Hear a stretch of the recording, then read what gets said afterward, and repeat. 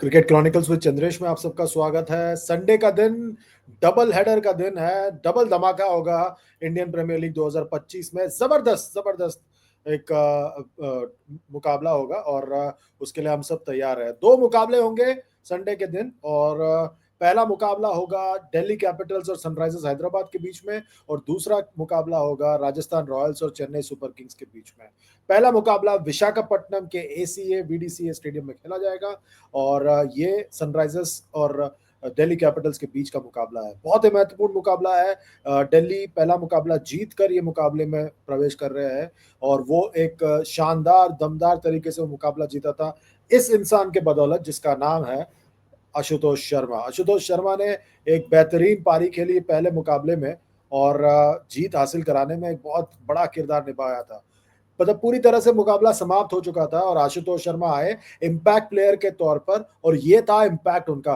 क्या जबरदस्त पारी खेली उन्होंने, इम्पैक्टफुल पारी, मतलब दमदार पारी, जिसके बदौलत जो है दिल्ली कैपिटल्स वो हारा हुआ मैच जीत गए। 200 के पार था स्कोर जो उन्हें चेस करना था और बड़े आसानी से एंड में उन्होंने लखनऊ के मुंह से वो मैच छीन लिया। और कप्तान अक्षर पटेल के लिए भी ये जो दूसरा मुकाबला है सनराइजर्स हैदराबाद के खिलाफ ये बहुत ही ज्यादा महत्वपूर्ण है क्योंकि ये मुकाबला जो है आपको आने वाले दिनों की रूपरेखा बता सकता है। क्योंकि आने वाले दिनों में बहुत सारे मुकाबले होंगे जिसकी वजह से जो है डीसी के कप्तान और उनके टीम मैनेजमेंट को थोड़ा संभल कर खेलना पड़ेगा और समझदारी से खेलना पड़ेगा। उनके सामने है पैट कमिंस की सेना सनराइजर्स हैदराबाद। इनके बारे में ये कहा जाता है कि ये तो ऐसी टीम है, ये तो मतलब जोरदार तरीके से बल्लेबाजी करेंगे और टीम जो है 300 पार कर जाएंगे क्योंकि इनके पास असला बारूद हर किस्म का असला बारूद है क्योंकि उनके पास बल्लेबाजी भी है और गेंदबाजी तो है ही है।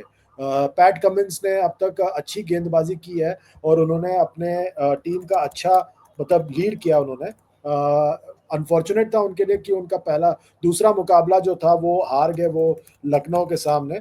पर ये वाला मैदान जो है ये I think will be very very useful for Sunrisers Hyderabad क्योंकि सनराइजर्स हैदराबाद इस छोटे मैदान का पूरा पूरा फायदा उठा सकते हैं। जब मैं इस मैदान को बड़े गौर से देख रहा था तो मुझे लगा कि ये मैदान उनके लिए एकदम परफेक्ट होगा बिकॉज दे इतना छोटा मैदान है ना, मतलब मैं आपको बता नहीं सकता, मतलब इतना छोटा मैदान और यहाँ पर जो इनके जो धुरंधर बल्लेबाज है टॉप ऑफ द ऑर्डर पे वो बिल्कुल चल सकते हैं। जैसे ट्रेविस हेड है वो चल सकते हैं और उसके अलावा जो है आपके ईशान किशन भी है जिन्होंने पहले मुकाबले में जो है सेंचुरी मारा था राजस्थान रॉयल्स के सामने और एक बहुत बेहतरीन पारी खेली थी और छक्के छुड़ा दिए थे वहां पर सनराइज राजस्थान रॉयल्स के।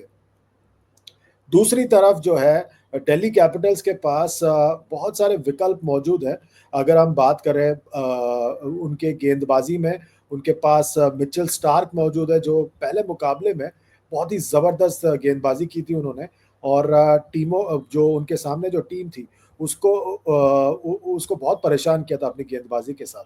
तो मिचेल स्टार्क का यहाँ पर चलना बहुत महत्वपूर्ण होगा दिल्ली कैपिटल्स के लिए। उनके पास दीगर गेंदबाज भी है जैसे वहाँ पर कुलदीप यादव है और कुलदीप यादव अगर चल पड़े तो उससे बेहतर कुछ नहीं हो सकता। उनके अलावा उनके पास मोहित शर्मा है जो अच्छी तरह से T20 क्रिकेट में गेंदबाजी करते हैं। अक्षर पटेल खुद है जो बढ़िया गेंदबाजी कर सकते हैं, सटीक गेंदबाजी कर सकते हैं और बल्लेबाजों पर अंकुश लगा सकते हैं। तो I think all in all अगर देखा जाए तो ये एक बहुत ही महत्वपूर्ण मुकाबला हो जाएगा और I think that this contest will be a fantastic contest because बहुत रन बनने वाले भाई। छोटा मैदान है, बहुत रन बनने वाले हैं।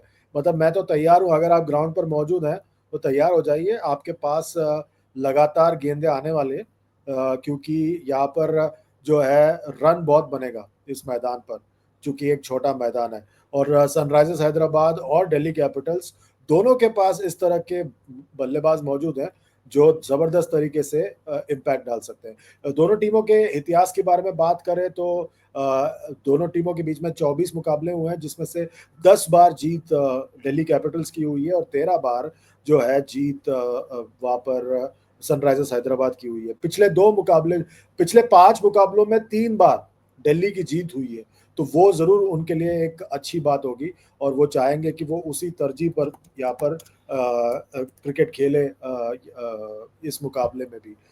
मेरा मानना है कि दिल्ली कैपिटल्स एक स्लाइटली बेटर टीम है and they can surprise Sunrisers Hyderabad. ये तो था पहले मुकाबले के बारे में। उसके बाद जो है हम दूसरे मुकाबले में जाने वाले हैं। जो दूसरा मुकाबला है वो होगा गुवाहाटी में और ये मुकाबला होगा राजस्थान रॉयल्स और चेन्नई सुपर किंग्स के बीच में और ये भी एक बहुत ही महत्वपूर्ण मुकाबला है।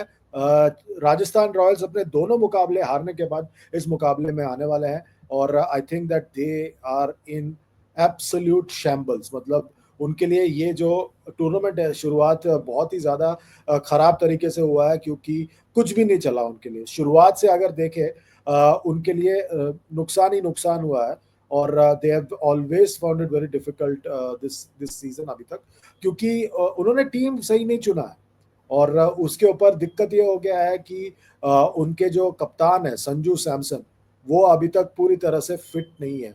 वो बैटिंग कर सकते हैं पर उनको बीसीसीआई ने अब तक कीपिंग करने का परमिशन नहीं दिया है, तो इसीलिए मुझे लग रहा है कि that is a concern for them.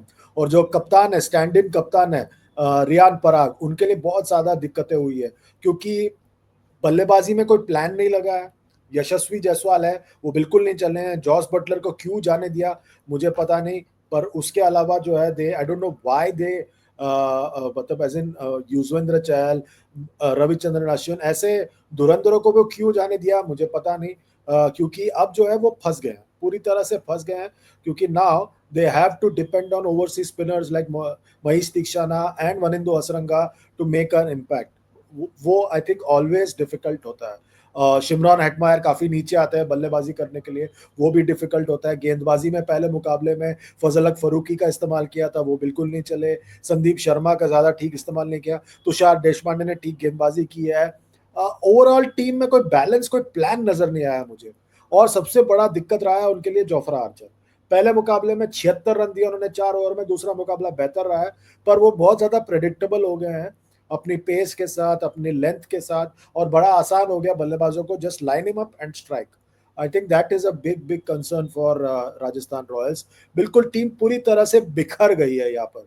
दूसरी तरफ उनके सामने अच्छी बात यह है कि उनके पास उनके प्रतिद्वंदी जो है जो गुवाहाटी में पहुंचेंगे वो ऐसी टीम है चेन्नई सुपर किंग्स। पहला मुकाबला जीता, दूसरा मुकाबला हारे और टीम वो भी एक टाइम वॉप में फंसी हुई है।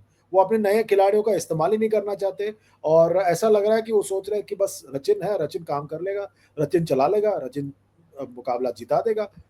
पर आई थिंक दैट ऐसा होता नहीं है।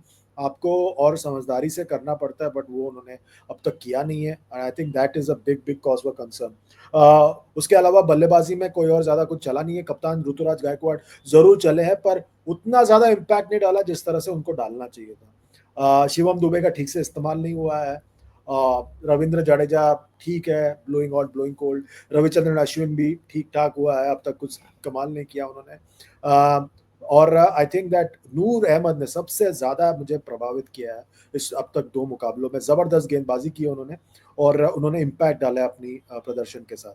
पर सबसे ज्यादा टॉकिंग पॉइंट जो रहा है कल के मुकाबले के बाद, जो मतलब एज पिछला मुकाबला था माफ कीजिए, जो रॉयल चैलेंजर्स बेंगलुरु के खिलाफ था, उस मुकाबले में था कि ये बंदा महेंद्र सिंह धोनी जो इतने लेट आए बल्लेबाजी करने के लिए, आखिर इनका मतलब ये तुक क्या बनता है कि इतना लेट आए बल्लेबाजी करने के लिए।